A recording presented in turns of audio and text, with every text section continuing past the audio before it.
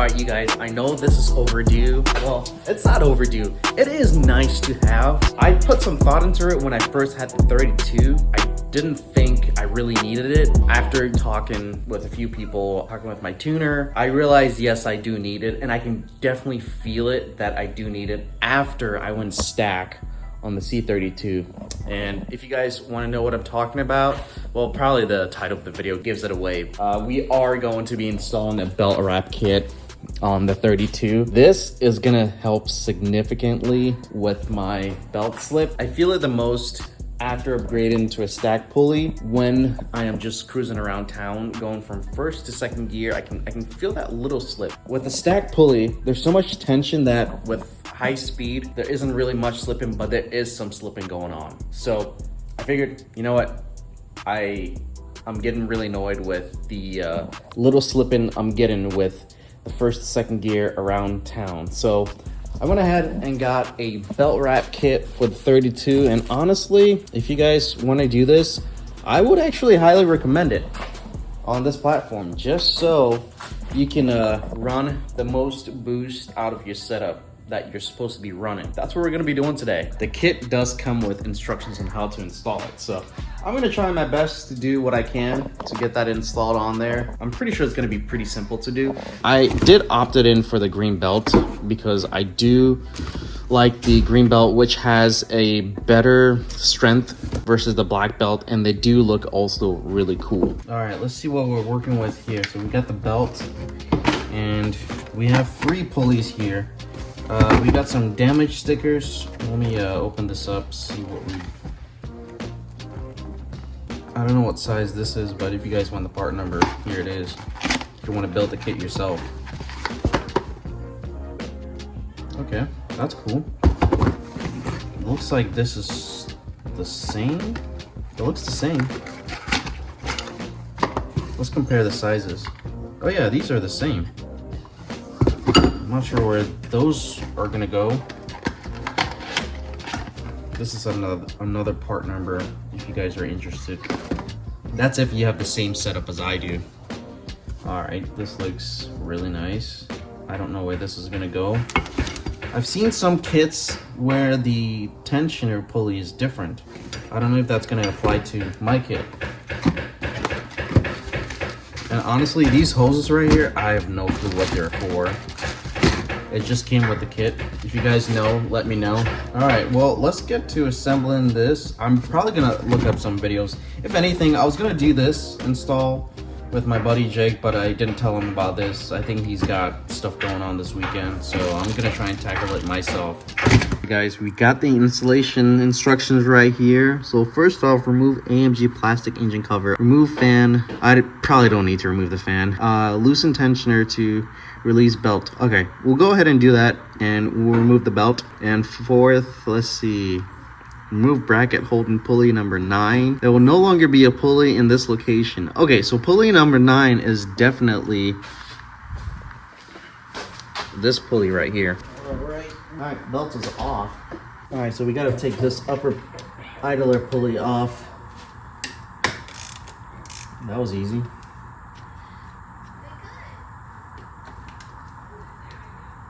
Hopefully you guys don't mind the noise in the background.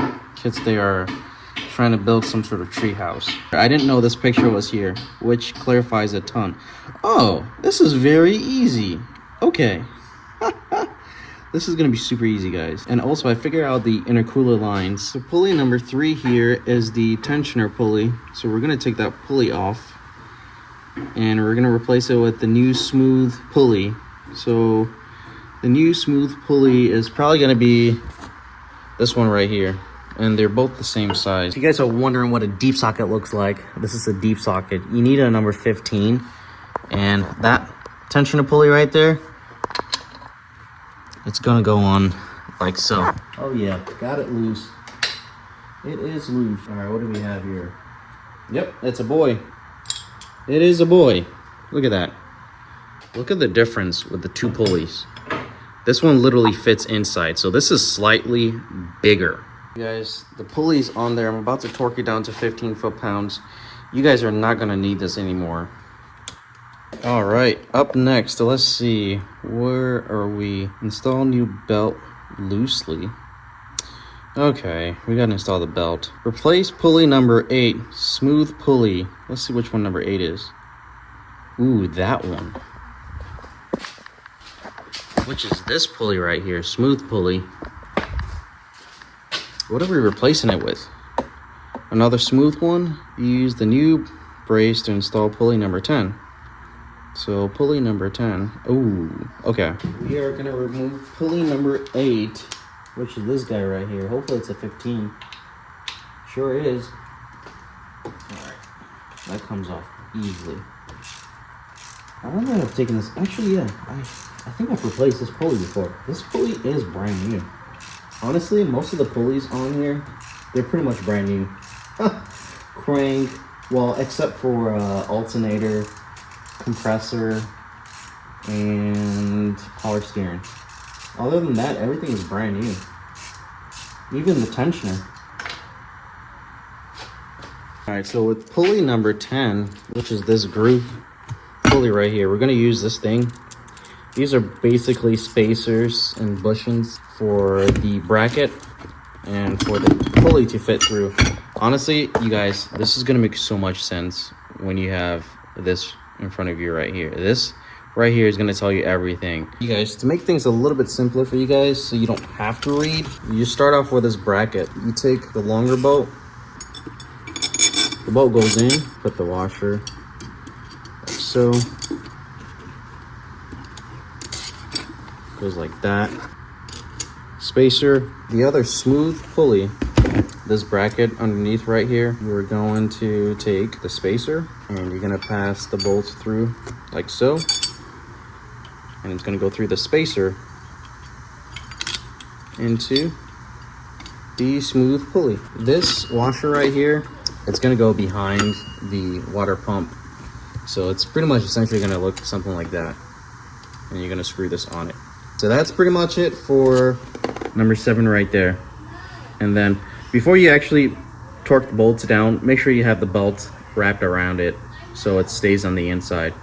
Everything is torqued in there. I'll tell you, you got to do a lot of finger playing in here. What did he say? And back there to get the bolt behind there, just to hold it secure. That's pretty much it, guys. Like, just put your belt back. They gave you new lines to fit on here just because the spacing on this pulley is so large that it is very close to touching the belt. Actually, it even touches the pulley itself. Go ahead and replace the lines with the new lines so you just have that peace of mind out of the way. There's no way I'm replacing my stock hose with these. That's just a lot more work.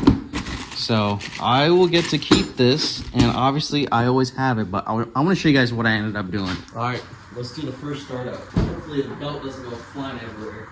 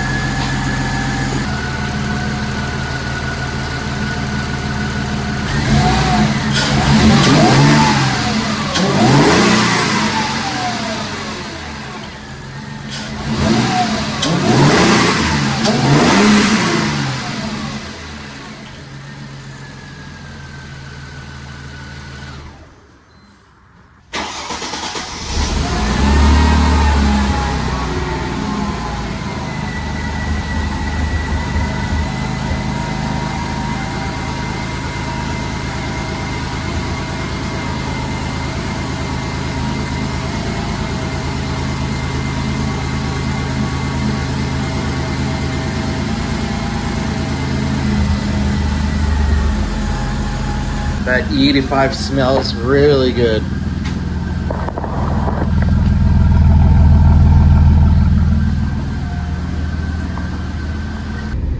Alright, you guys, it's completely wet outside. It's been raining, so we're not going to do any hard pulls, but usually I don't feel the slip on hard pulls just because I'm stacked, so there's a lot of tension, but I usually feel it going from first to second, or I believe second to third, either one of those. So we'll drive around and I'll confirm to see if, you know, that feeling is gone. Perfect scenario here. Let's see if I feel it.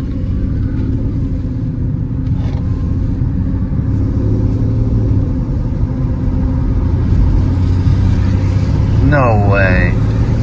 That's amazing. I don't even feel it.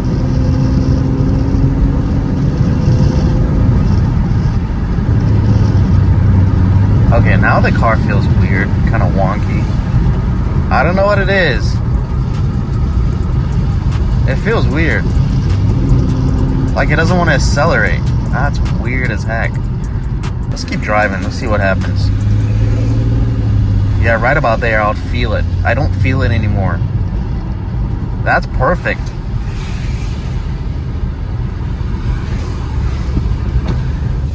It's still raining. I gotta drive a little bit more. Alright, you guys, I gotta pull over. Let me just make sure everything is all good. Man, we haven't even gone that far.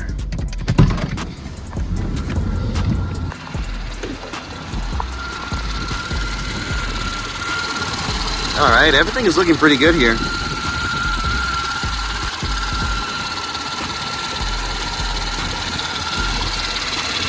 The tensioner is holding pretty good. You guys, I have no clue. This thing doesn't want to accelerate. Look, I'm gonna go full throttle here. You guys, you won't believe it. I figured out the issue with the car. Very silly, but I am kind of a little sad about it. At the same time, not sad about it because let me show you real quick and explain why. So you guys can tell already, my stock box is back on. So the aluminum intake that I had on this car, you guys, most of you have already seen it, but pretty much what was happening was the couplers that I had that was sticking right in this hole were pretty much collapsing on wide open throttle, and eventually that's gonna happen, especially when you're running high boost and pretty good amount of power on the car. So that was what was causing the ECU and I believe probably the ESP to not communicate properly. So I ended up taking that off and installing the stock air box because I went ahead and talked to Rob and Josh, and that was pretty much it. I probably wouldn't have figured that out if I hadn't talked to Rob at Needswings and Josh. So I have the stock air box on, and what I failed to, well, let me go back to why I'm kind of not sad about it. Because the stock air box, it's pretty efficient and it doesn't hold as much heat as the aluminum intakes, because the aluminum intakes, they hold a lot of heat just trapped in the engine bay. These are the stock boxes paired with the M113K intake, so I'm not too sad about it. What I'm gonna do with this next is, they do sell intake spacers for these air boxes, and I'm gonna go ahead and also put in Canon filters. That should be as efficient as the aluminum intakes. That will probably be it for my intake. Honestly, I'm gonna lose the supercharger noise, and I mean, the supercharger noise is amazing. If I need it, honestly, I'll just throw a cone filter right over there. Let's just say in the winter, in the summer, I'll run this, and that's pretty much what was causing the issue, and I'm so glad it's resolved. So if you guys run into any issues like that, it's pretty much the ECU and the ESP communicating and saying something is wrong. That is the couplers collapsing. Now, when I built mine, I failed to, let's just say, failed to have something of this sort in the aluminum intake and then clamp it down with a little coupler so it doesn't collapse on wide open throttles. That's what I failed. Now, I could do that with this intake. I just don't want to sacrifice destroying this. Who knows? I mean, let me know in the comments down below. But I do like this intake. A lot cooler air than the aluminum. And let me show you the intake itself. Well, you guys have already seen it, but my the couplers I had at the end, of the aluminum intake right about here was this size. And if you can tell, like, this is already like that when it's stuck in there. And imagine running wide open throttle. It's just gonna go like that. Honestly, if anyone is watching this video, any company that makes these spacers and would love to sponsor the channel, I would love it. I would love to collab with you just so we can get those spacers on here, and then also pair it with the Canon filters. So this is pretty much the setup. One more thing I wanted to mention and show you guys. Going back, we did talk about the intercooler lines. Let me show you here real quick. All right, so check it out. The top intercooler line. So what I ended up doing to clear the space here, I pretty much removed the clamp right here. Remove it and then twist it that way. Once you twist it, it should have enough clearance, and then clamp it back. The bottom one, what you want to do is you want to completely take it off, and that goes underneath of the line that goes to the heater. What do you call this? I forgot what the name is. That goes underneath of the hose right here. Normally, the bottom intercooler hose is on top of this hose that goes to this guy right there. You want to pass it underneath of it. Once you pass it underneath of it and twist it counterclockwise, you should be able to clear the pulley right here. And that's how much space I have. And I held it off with a zip tie right there. Honestly, this is me being lazy to change my intercooler lines. It works, but if you guys want to go that route, go ahead and go that route. I didn't say do it. You should change your lines, but I just went this way so you guys can see if you don't want to change yours. Don't risk it, but hey, it's working. Anyways, that's pretty much it for the intercooler lines. I figured I'll show you guys that real quick if you want to keep it stock like that and not have to take out the bumper, reroute the lines to the pump and all that. This one works for me perfectly. Well, you guys, that sums it up on the belt wrap kit for the 32. I love how it feels. Honestly, like, that slip I've been experiencing is pretty much gone from first to second or second to third. It's just a weird feeling without the belt wrap kit. And honestly, the other thing that I noticed with the belt wrap kit on here, whenever you're doing a pull and it switches gear, it almost feels like power has been added, more boost at that gear switch. It's phenomenal. It like pulls harder after that gear switch versus you would feel that gear switch and it still feels pretty good without the belt wrap kit, but at the same time with the belt wrap kit it feels like it's different. I don't know how to describe it, but it is different. Like, it feels amazing. So 100% recommend this. And honestly, yeah, that's about it with the belt wrap kit. It feels amazing. It's perfect. It also saves the belt, you know, but yeah, it almost feels like I've added like a pound of boost to my power at a wide open throttle when switching gears. Yeah, that's pretty much how I should sum it up. Yeah. Anyways, you guys, I hope you guys enjoy this video. Smash the like button as well. And if you're new to the channel, I know a lot of you guys are new to the channel. A lot of you guys watch the channel. My returning viewers, not as much, but I'm getting so many viewers that just go ahead and subscribe and smash the like button so you can keep up with the content on this channel. All right, you guys, I'll catch you guys in the next video. All right, take care.